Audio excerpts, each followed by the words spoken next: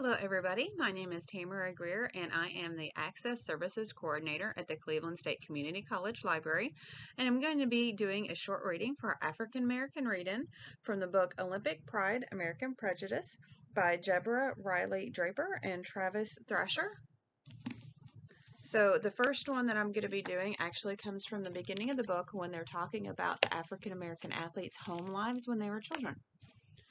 Earlier, Mally's son Mac watches his little brother Jackie as he zips down the sidewalk on his bicycle. Jackie chases after their older brother Edgar, 20 yards ahead on their roller skates. Their other siblings, Frank and Willa Mae, play near the steps up to the house.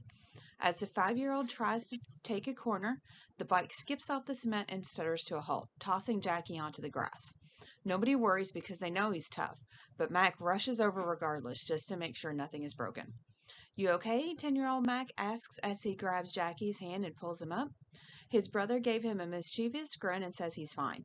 The sun is hot on this July Saturday in Pasadena. An elderly man across Pepper Street walks his driveway, glancing over at the group of kids playing, then heads back into the house without any sort of greeting or acknowledgement. Mac is used to this by now. He assumes the old man is the same person who called the police on Edgar because of the supposed noise he made while skating. The policeman suggested that his mother keep him and his siblings inside, but Mally Robinson told the officers her children weren't making any more noise than the other kids in the neighborhood. They have been in the neighborhood for only less than a year and have been living in California since moving 4 years ago from Cairo, Georgia. Mac, only 6 at the time, recalls the sharecroppers' farm they lived on and the trip west with his family in 1920.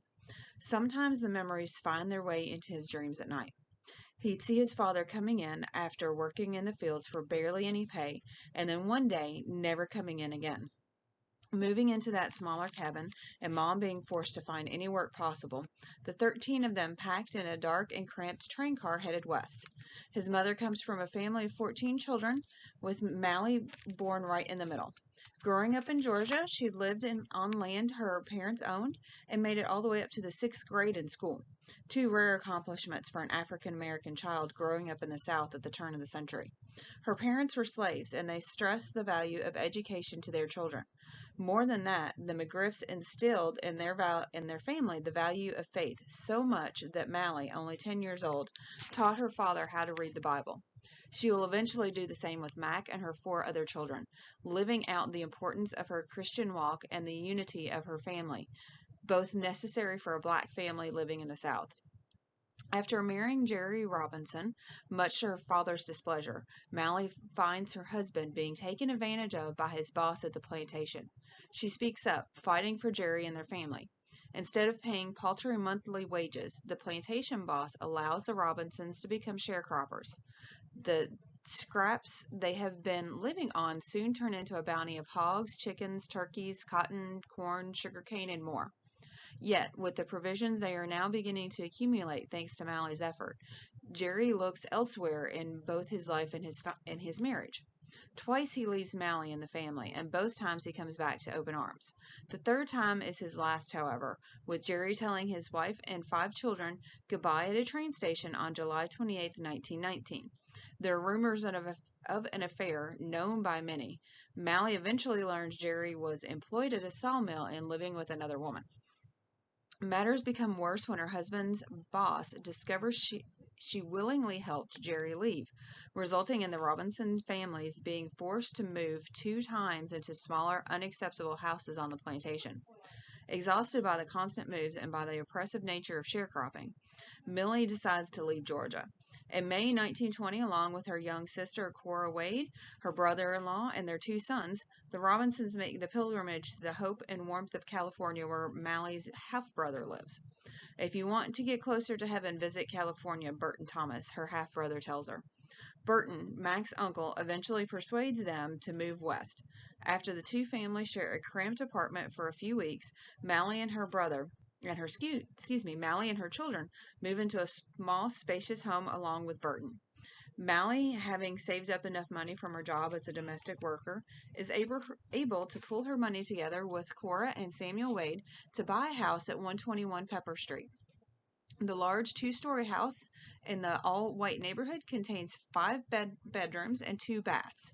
Millie purchases the home from a black man who managed to buy it with the help of a light-skinned relative. When the Robinsons and Wades move onto the street in 1922, the neighbors petition for them to leave and threaten to burn the house down. Mally Robinson prays for strength and wisdom daily while attempting to gain respect by working for those in the neighborhood at no cost. Yet, in a couple of years' time, matters still haven't improved. Every now and then, a rock is thrown at them or they find something in their property vandalized. Kids in the neighborhood bully the Robinsons and the Wade kids, though they fight back, especially Mac. The neighbors attempt to buy them out, yet that eventually goes away after someone says the Robinsons are decent neighbors. In 1924, the Wades moved to their own home at 972 Cypress Street, a few blocks away. On a summer's day like today, Mac and his siblings stay outside playing and easily losing track of time. With the sun starting to fade, Mac hears his mother calling for them just after he assured himself that none of Jackie's bones were broken from the fall. He looks and sees his mother on the porch, leaning on the railing and watching the children. It's time to come inside for dinner. Another athlete, this is about his later life. His name was Ralph Metcalfe. Chicago native Metcalfe comes back from Berlin frustrated by the experience. There were too many managers and too much buck passing, Metcalfe says. I'm disgusted the way things went. He is among those deciding not to run as amateurs, though he hasn't decided about turning professional. Following the Olympics, Metcalfe teaches political science and coaches track at Xavier University in New Orleans. During that time, he earns a master's degree in physical education at the University of Southern California. In 1942, he joins the Army and after World War II becomes a director of the Civil Rights Department in the Chicago Commission on Human Rights, as well as leading an athletic commission before heading into politics. During this period, Metcalfe marries Madeline Fay and has a son, Ralph Metcalfe Jr. After being elected as an alderman in Chicago in 1955, Metcalfe becomes a leading advocate for helping to shape the Democratic Party stance on civil rights.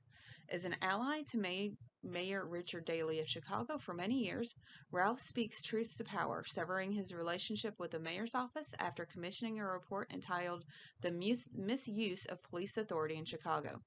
The report condemns Daley's relaxed attitude towards the death of African Americans at the hands of the police. Metcalfe continues his rise in politics, being elected as a U.S. congressman and serving 4 terms up to his death in 1978. While in Congress, he co-authors the resolution that creates Black History Month and helps establish the Congressional Black Caucus. Chicago honors him with the 28-story Ralph H. Metcalfe Federal Building downtown. Fighting for the black community will be Metcalfe's legacy. Near the end of his life, he continues to inspire and lead African Americans toward breaking down racial barriers in his country. Let us answer them nonviolently with determination. Let us join hands. Let us merge our hearts and hearts of our great love for each other. Let us summon those strengths of ours. Let us stay together through the most violent retribution. Let us win a victory on our terms. Ralph Metcalfe Jr. sums up the life of his famous father with this statement. Dad was a quiet and humble person who had a tremendous work ethic and was always striving for uplift. Like when he built that track program at Xavier University. That impacted a lot of people, and he was always about progress and work.